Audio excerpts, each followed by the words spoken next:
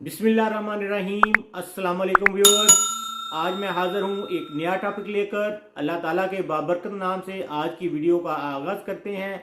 मैं उन तमाम दोस्तों से वो जो मेरे चैनल पर नए हैं उनसे दरख्वास्त करूँगा कि मेरे चैनल को सब्सक्राइब करें, मेरी वीडियो को लाइक करें और उम्मीद है कि मैं आपको जो इन्फॉर्मेशन दूँगा वो आपको पसंद भी आएगी और पसंद आती भी होगी। अगर पसंद आती है तो मेरे चैनल को सब्सक्राइब करें, मेरी वीडियोस को लाइक करें और इसको शेयर भी करें। आपकी हौसला अफजाई से ही मैं उम्मीद है कि और अच्छे अच्छे टॉपिक आप लोगों के लिए लाऊंगा। तो आते हैं आज के टॉपिक की तरफ। आज का टॉपिक फार्मर हजरात, हम बकरी पाल हजरात जो हैं उनके लिए बहुत ज़्यादा अहमियत का हामिल है। हमारे कारोबार में नफ़े या नुकसान की बुनियादी जो पॉइंट्स हैं, जो बुनियाद है, आज का मेरा टॉपिक उस बुनियाद पर है। हमारे फार्म, किसी भी फार्म की बुनियाद उसमें पैदा होने वाले जो बच्चे होते हैं वो होता है।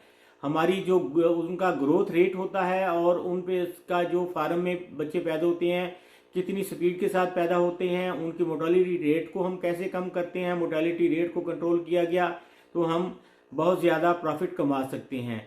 तो आजकल सर्दियों का मौसम है, सर्दियों के मौसम में बहुत ज़्यादा परेशानी होती है। जो फार्मर सर्दियों के मौसम को कंट्रोल कर गया तो समझ लें वो अपनी कामयाबी की तरफ बहुत तेज़ी से आगे बढ़ गया।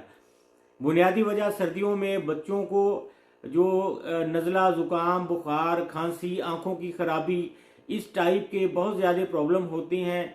बड़ी बकरी तो सरवाइव कर जाती है, लेकिन जो छोटे बच्चे होते हैं सर्दियों में पैदा होते हैं या सर्दी के मौसम से चंद दिन कबल, महीना कबल पैदा होते हैं, उनमें मोर्टेलिटी रेट ज़्यादा हो जाता है और मोर्टेलिटी रेट कंट्रोल ना होने की वजह से हमें परेशानी होती है और हम अपने कारोबार में लॉस उठा बैठते हैं। रोज़ाना हम देखते हैं कि एक दो बच्चे अगर हम बड़ी फार्मिंग कर रहे हैं तो हमारे जो है वो शरह अमवात होती है। शरह अमवात हमें जो है वो डाउन कर देती है, हमारा मोराल भी डाउन करती है और हमारा हौसला भी डाउन करती है। और ये हौसला अगर डाउन हो गया तो समझे कि हम अपने कारोबार में बहुत ज़्यादा नुकसान उठा गए। तो आज मैं अपनी जो मालूमात हैं वो आप लोगों के साथ शेयर करने लगा हूँ। सर्दी आ गई है, सर्दी के लिए मैं बहुत ज़्यादा वीडियोस आज आप लोगों के लिए कोई शेयर बना रहा हूँ शेयर कर रहा हूँ कि ताकि हम सर्दी की बुनियादी जो है वो चीज़ें तैयार कर लें और हम अपनी तैयारी कर लें। सर्दियों में सबसे पहले तो बच्चों की निगहदाश्त, आज हमारा टॉपिक जो है वो बच्चों की निगहदाश्त पर है कि हमने बच्चों के लिए क्या करना है। तो सबसे पहले हमने जो पॉइंट है हमारा वो सबसे ज़्यादा सफाई सुथराई। हमारे फार्म पर बच्चों के नीचे जितनी सफाई सुथराई होगी उतना ही हम मोर्टेलिटी रेट और बच्चों की ग्रोथ को कंट्रोल कर सकेंगे। ये नंबर एक। नंबर दो, हमने बच्चों के दूध पिलाने की मखसूस टाइमिंग रखनी है। आप बच्चों को 2 टाइम या 3 टाइम, बेहतर है कि 3 टाइम दूध पिलाएं, सुबह, दोपहर और शाम। एक टाइम रख लें, एक टाइम से हट के आप कभी भी दूध ना पिलाएं। जब वो टाइम होगा तो आप बच्चों को देखेंगे कि वो बच्चे तैयार होंगे दूध पीने के लिए और उनकी माएँ जो होंगी वो भी टाइम देखकर उनको फील हो जाएगा कि ये टाइम हो गया है बच्चों को दूध पिलाने का, तो वो भी दूध पिलाने के लिए तैयार होती हैं। तो ये टाइम बच्चों की ग्रोथ पर बहुत ज़्यादा असर करता है। सफाई सुथराई के बारे में मैं पहले आपको बता चुका हूँ, जितनी अच्छी सफाई सुथराई होगी उतना ही अच्छा बच्चों का ग्रोथ रेट होगा, मोर्टेलिटी रेट कम होगा। क्योंकि छोटे बच्चे मिट्टी खा लेते हैं, ये मिट्टी उनके मैदे में जाकर बैठ जाती है और फिर स्टोमिक प्रॉब्लम और ग्रोथ प्रॉब्लम आते हैं। तो इसको हम कंट्रोल कर सकते हैं ग्राई वाटर से। ग्राई वाटर हमने रोज़ाना की बुनियाद पर एक बच्चे को, पैदा होता बच्चा जो है वो उसको हम 5 सीसी देना है और उससे बड़ा जैसे बच्चा बढ़ता जाए फिर 10 सीसी कर दें। इसी हिसाब से हमने ग्राई वाटर रोज़ाना बच्चों को देना है। ये मैदे के मसाइल को हल करेगा।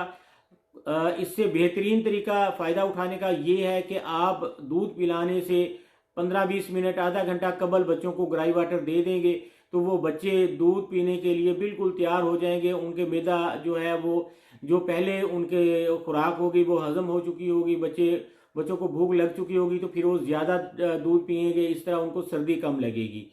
तो बच्चे जो ग्राई वाटर रोज़ाना आप उनको दें। अब आ जाती है बात कमज़ोर बच्चों की। हर बच्चा हेल्थी नहीं होता, कुछ ट्विंस जो होते हैं और जो बकरी 3 बच्चे देती है वो छोटे होते हैं।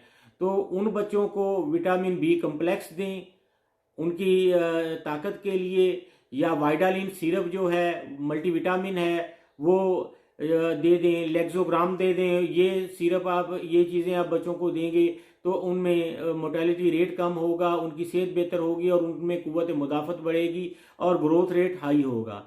अब आ जाते हैं कि सर्दियां हैं, सर्दियों में छोटे बच्चे हैं, छोटे बच्चों को सर्दी बड़ी जल्दी लग जाती है, तो हमने क्या करना है उसके लिए हमने एज इट इज़ जिस तरह हम अपने इंसानी बच्चों को, इंसान के बच्चों को ट्रीट करते हैं उसी तरह ही वही दवाइयाँ हमने बकरी के बच्चों को भी देनी है। कोशिश करनी है कि ये जो छोटे बच्चे हैं इनको टीके से परहेज़ करें। बुखार हो तो मैं आपको चंद दवाइयाँ दे देता बताता हूँ। आपने ब्रूफिन यूज़ करनी है, ब्रूफिन दें बच्चों को। बुखार, खांसी, नज़ला हो, गला ख़राब हो, अगर ये ठीक ना हो रहा हो तो फिर एंटीबायोटिक सेफ्सपान DS, एक सेफ्सपान सादा है, एक सेफ्सपान DS है।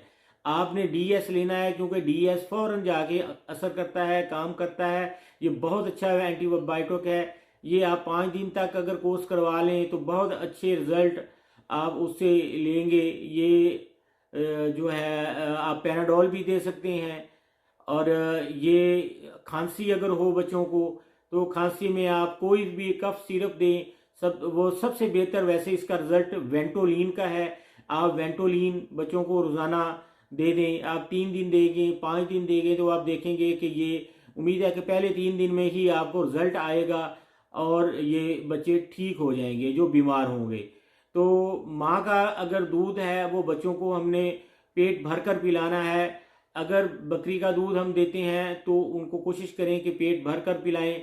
सर्दियों में आप इनको जो बच्चों को है वो कोशिश करें कि रात को माओं के साथ रखें, इनको ठंड ना लगे। वो माओं के साथ लग कर बैठेंगे तो वो उनको ठंड नहीं लगेगी।